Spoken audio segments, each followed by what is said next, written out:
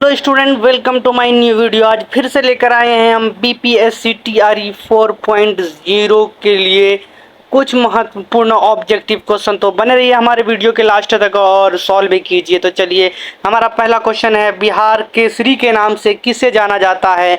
तो बिहार केसरी के नाम से डॉक्टर श्री कृष्ण सिंह को जाना जाता है। बच्चों देखिए, कोई कोई क्वेश्चन दोबारा रिपीट हो सकता है तो उसको इग्नोर कीजिएगा। और चलिए, तो हमारा पहला क्वेश्चन था, बिहार केसरी के नाम से किसे जाना जाता है? तो डॉक्टर श्री कृष्ण सिंह को जाना जाता है बिहार केसरी के नाम से। चलिए, अगला प्रश्न है, किस विटामिन की कमी से खून का थक्का ब्लड क्लॉट नहीं जमता है? किस विटामिन की कमी से जो है खून का थक्का जो है नहीं जमता है? तो विटामिन के हो जाएगा। विटामिन के की कमी से जो है ब्लड का थक्का नहीं जमता है।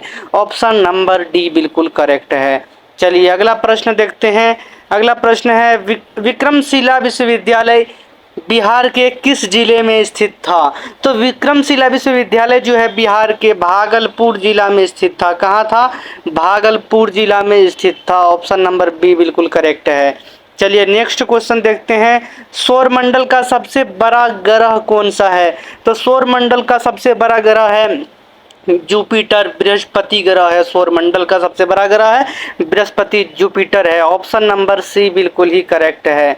चलिए, अगला प्रश्न है, प्रश्न नंबर 55, बिहार में सदाकत आश्रम की स्थापना किसने की थी?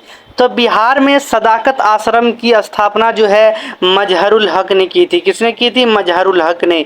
याद रखिएगा, आपको डायरेक्ट एग्जाम में पूछा जा सकता है ये क्वेश्चन। मजहरुल हक ने सदाकत आश्रम की स्थापना की थी। चलिए, अगला प्रश्न है, चिपको आंदोलन का संबंध किससे है? चिपको एक आंदोलन हुआ था, चिपको जिसका नाम है चिपको आंदोलन, उसका संबंध जो है किससे है? तो उसका संबंध है वन संरक्षण से, पेड़ों को बचाने से। यह आंदोलन जब पेड़ की कटाई हो रही थी, लोग पेड़ पौधे में चिपक कर पेड़ को बचा रहे थे, इसलिए इसका नाम, इस आंदोलन का नाम चिपको आंदोलन रखा गया है। ऑप्शन नंबर बी बिल्कुल सही है इसका भी। चलिए, अगला प्रश्न देखते हैं। अगला प्रश्न है, बिहार का राजकीय वृक्ष स्टेट ट्री कौन सा है? बिहार का जो राजकीय वृक्ष है, राष्ट्रीय वृक्ष नहीं लिखा हुआ है, राष्ट्रीय वृक्ष देश का होता है, ये राजकीय वृक्ष है, स्टेट ट्री कौन सा है? तो बिहार का राजकीय वृक्ष जो है वो पीपल है। क्या है?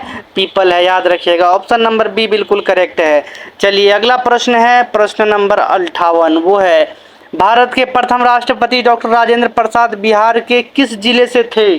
मतलब भारत के जो राष्ट्रपति थे, प्रथम राष्ट्रपति डॉक्टर राजेंद्र प्रसाद, और बिहार के किस जिले से थे? सिवान जिले से थे। कौन जिले से थे? सिवान जिले से। जीरादेई गांव एक नाम है सिवान जिला में, उसी गांव के रहने वाले थे सिवान जिले में। चलिए, ऑप्शन नंबर 20 का सही हो जाएगा। चलिए, अगला प्रश्न है, गांधी जी ने अपना पहला सविनय अवज्ञा आंदोलन, सिविल डिसओबीडियंस कहाँ शुरू किया था? गांधी जी ने अपना पहला सविनय अवज्ञा आंदोलन कहाँ शुरू किया था? तो चंपारण से शुरू किया था गांधी जी। कहाँ से किया था? चंपारण से शुरू किया था गांधी जी। तो ऑप्शन नंबर इसका हो जाएगा बी बिल्कुल करेक्ट हो जाएगा दोस्तों। चलिए, अगला प्रश्न देखते हैं।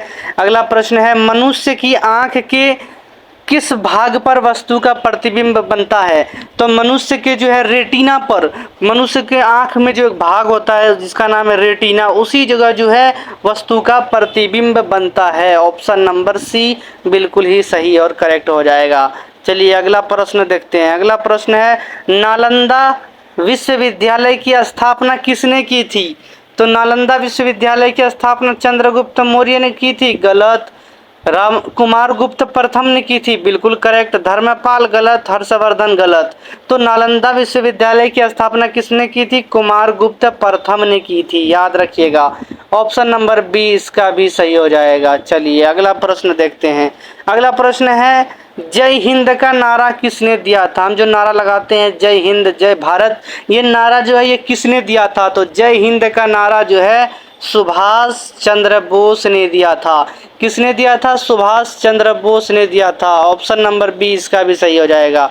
चलिए, अगला प्रश्न देखते हैं। अगला प्रश्न है, बिहार की सबसे ऊंची चोटी कौन सी है?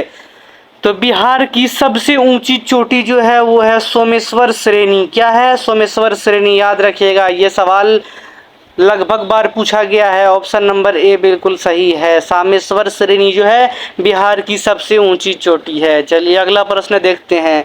अगला प्रश्न है कंप्यूटर का मस्तिष्क, ब्रेन ऑफ कंप्यूटर, कंप्यूटर का दिमाग किसे कहा जाता है? तो कंप्यूटर का दिमाग CPU को कहा जाता है। किसको कहा जाता है? CPU को कहा जाता है। ऑप्शन नंबर सी बिल्कुल करेक्ट है। चलिए अगला प्रश्न देखते हैं। अगला प्रश्न है विश्व का सबसे लंबा रेलवे प्लेटफॉर्म कहाँ स्थित है?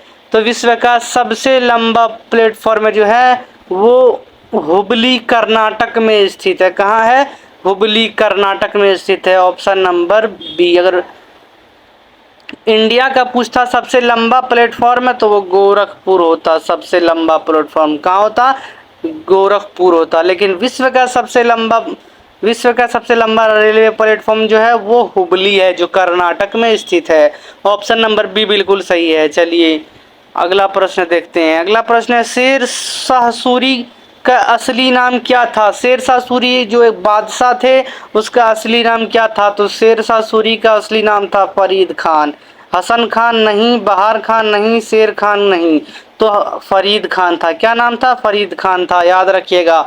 ऑप्शन नंबर ए बिल्कुल करेक्ट हो जाएगा। चलिए अगला प्रश्न देखते हैं।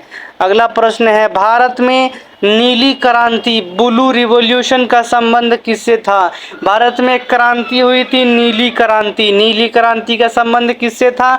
तो मछली उत्पादन से था नीली क्रांति का संबंध। याद रखिएगा। ऑप्शन नंबर बी बिल्कुल ही सही हो जाएगा इसका भी। चलिए अगला प्रश्न देखते हैं। अगला प्रश्न है बिहार सोशलिस्ट पार्टी का गठन कब हुआ था? तो बिहार में एक पार्टी था सोशलिस्ट पार्टी, तो उसका गठन कब हुआ था? तो उसका गठन हुआ था 1931 में। कब हुआ था?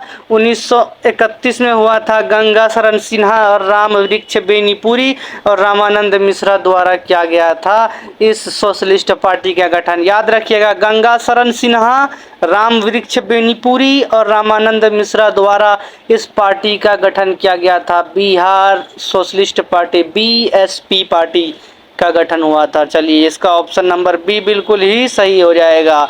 चलिए अगला प्रश्न देखते हैं। अगला प्रश्न है ओजोन परत वायुमंडल की किस परत में पाई जाती है?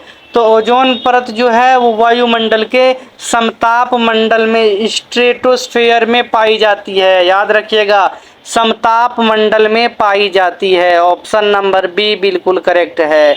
चलिए अगला प्रश्न और आखिरी प्रश्न देखते हैं क्या है।